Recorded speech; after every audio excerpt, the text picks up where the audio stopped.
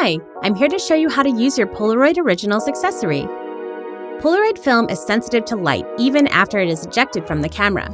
During these sensitive first few seconds, the film shield installed on your camera will extend on top of the photo and protect it from light. This allows enough time for the blue opacification layer to spread over the whole frame. First, you'll need these tools: a standard flathead screwdriver, your film shield for Polaroid Boxtype cameras, and your camera. First, open the film door of your camera, sliding or pressing the film door latch.